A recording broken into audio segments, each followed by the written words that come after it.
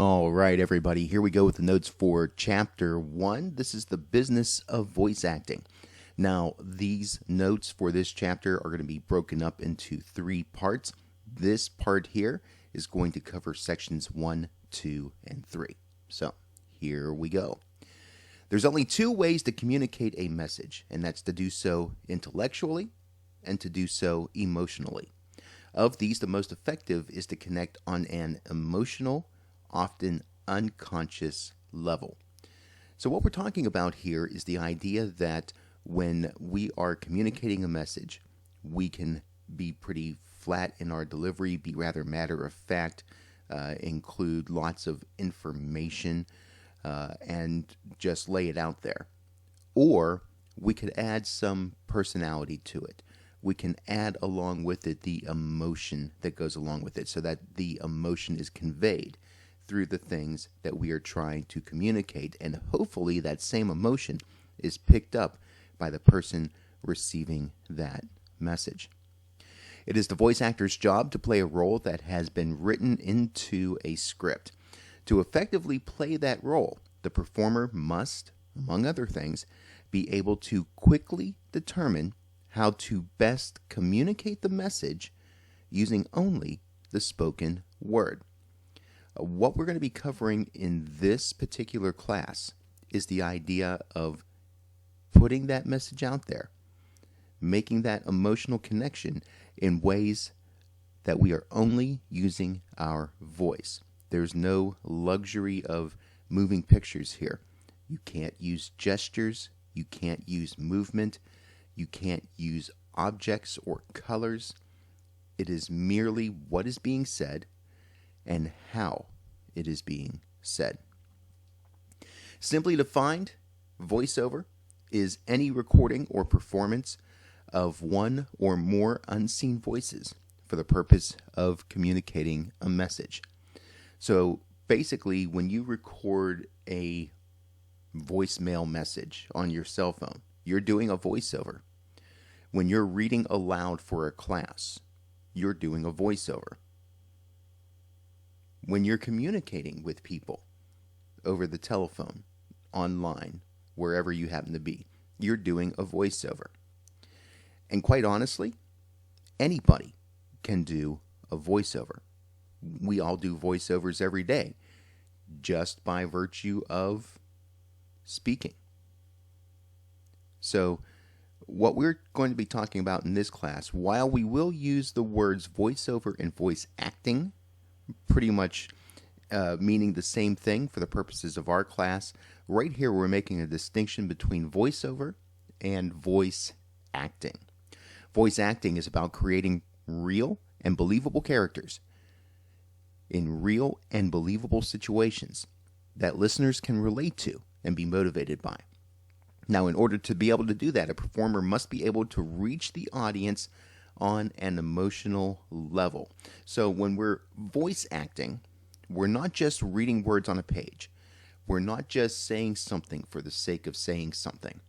We're creating compelling characters in interesting relationships. No matter what kind of voice acting it is that we're doing, no matter what the purpose of that communication is, there's going to be something about the way that we deliver it that is going to convey this particular character, this particular persona that is being portrayed. And we're going to hear in that voice delivery the way that that message is relating within the scope of the particular presentation, within the particular big idea of the message that is being sent out. Now, there are several factors that differentiate simple voiceover and professional voice acting, and you see the list here on your screen. Competent training. People are skilled at what they are doing because they've received the training in order to make his or her voice communicate in the way that it is designed to do so. Acting ability, that you actually have the acumen in your mind to be able to convey what it is to be another character. Interpretive skill, taking those acting abilities and making them appropriate for the situation, for the character. Improvisational skills, this is important. Being able to come up with creative communication and ways to express that communication, sometimes on the fly. Sometimes you only have a moment or two to decide how you're going to deliver certain lines. Dedication, this takes time, this takes effort, this takes energy. There's a little bit of natural skill that goes into voice acting, but it does take the time, effort, and the determination to be able to make yourself better and to practice at being better. Professional voice acting also takes business acumen because, for the most part, voice actors are essentially running their own businesses, or if you've heard of the term independent contractor, you may think of it in that way as well. Either way, you've got to keep track of what you're charging for fees. You've got to take inventory of equipment that you use, especially if you have a home studio. You're sending out invoices, you're making phone calls, you're making contacts, and you're doing your taxes. Professional voice acting these days also takes computer skills and technical skills, and we'll talk about some of the tools that you can use and will be using in the labs for this class as we go on.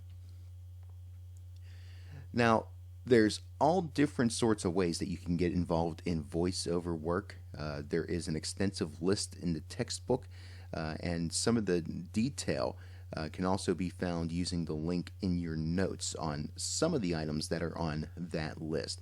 But it's not just necessarily being a radio announcer or being a voice artist over top of, say, the beginning of a movie or something like that. Within those things, in and of itself, there's many different branches that you can go into. But on top of that, you've got everything from narrating books to doing voices for cartoon characters, to being a professional person that records messages on hold. That's a thing. And so there's many different ways to go into voice acting work. So take a look at the textbook, take a look at the list. Maybe there's something there that you hadn't thought of. Now, the essentials for voice acting. Here's some of the things that you just absolutely have to have if you're going to get into the business. First off, you have to have a decent speaking voice. Now, when we talk about a decent speaking voice, we're not necessarily talking about the voice itself. We're not saying that you have to be a voice god, that your voice has to be deep or resonant. We tend to think of voice acting people in that way, but it's not necessarily about how the voice itself sounds. It's about what you can do with your voice. Can you add vocal variety? Can you convey expression? Do you have good phraseology and good timing with the things that you say? All of that is important, and it's not necessarily just about the resonance in the voice itself. Also important, excellent reading skills. You need to be able to read a script and not trip over your words all the time. Thirdly, you need directable talent. You need to be able to follow the orders of a director. Sometimes that means doing something in a way that didn't come as natural to you or may seem a little weird to you, but you're there at the pleasure of those that hired you, and sometimes that means doing something in a way that doesn't necessarily seem natural, and you have to be willing to take that, not necessarily think of it as a criticism against you per se. Just follow the directions, follow the vision of what is in the creator's mind. Also, you need passion. You need to invest time, energy, and money into your skills. And that goes with that dedication aspect that we talked about earlier. You have to love the work that you're doing so that you want to invest all of your energy and efforts, and even some of your hard-earned money to making this work for you. All right, so at this point we'll take a break, and you'll click on the next video so that we can continue on with Chapter 1, and that will be starting with the video that's labeled Part B.